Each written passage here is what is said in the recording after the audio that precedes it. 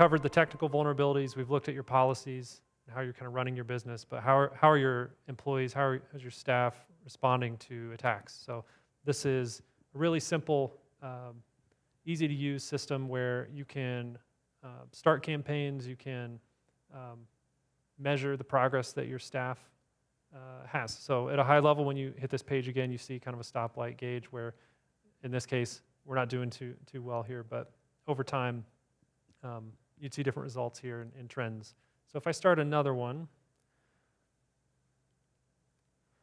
we have 3 options today. We're not trying to overwhelm with too many options, but to get started, we wanted to focus on a pretty believable ADP, Google, or Microsoft email. So if I pick one of these, actually get to pick by employee or even by department, so I can try to fish the engineering department and see how they respond. And then this as well, if I select somebody, you can schedule it. So you can set it to run every quarter. You could say every month I want the finance team to get the ADP phishing campaign email because they're more susceptible to kind of fall to that.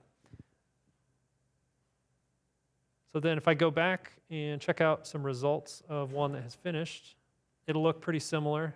The data is different, but we can see that we sent 4 emails, half of the people actually clicked it, 3 of them opened it, and we can track that as well as how many have reported the email. So the best outcome is that they get it and actually report it.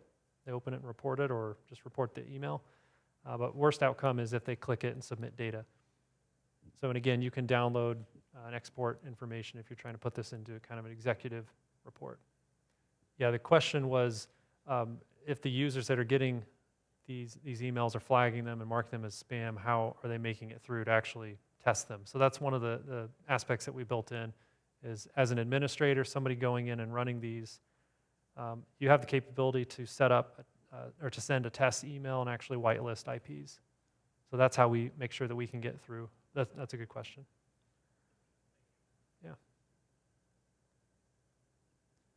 Would you add anything to the phishing aspects? What I would add here is that if you look at the current state of attacks, I don't know the exact number. I think it's over 80% of attacks come through social engineering, come through phishing attempts. So this is really this is the way that it's kind of the cheap way for attackers to get through, right? There's ransomware as a service out there. You can pay somebody to send X number of emails for you until they get through and phish somebody, which is quite a bit easier than trying to figure out, how do I get their password and how do I get in here? You just send them something and get them to click on a link. So this is obviously a very critical piece. How are your people trained to identify and handle these messages properly?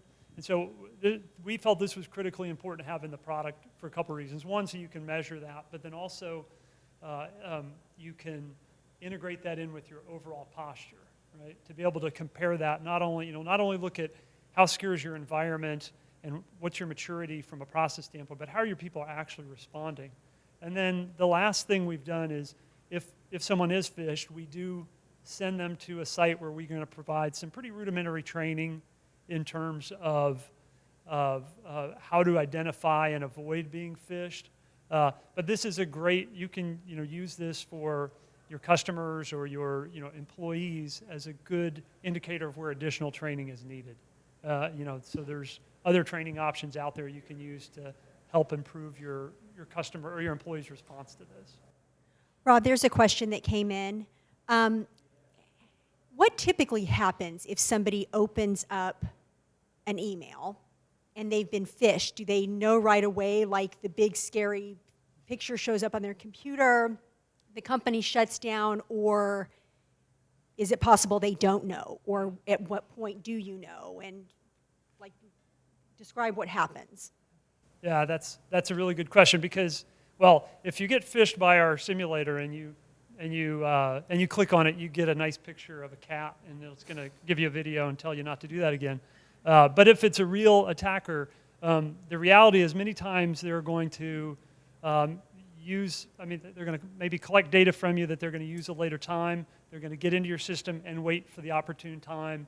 There's plenty of stories of an attacker getting in a system, compromising your email, watching within a financial institute or a VC saying, oh, look, this deal's getting ready to go down.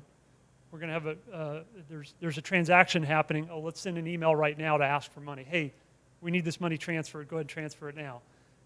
So often you won't know, and they'll use that information for a later attack that could be more damaging. So you might have been infiltrated months or years ago and wouldn't know about it.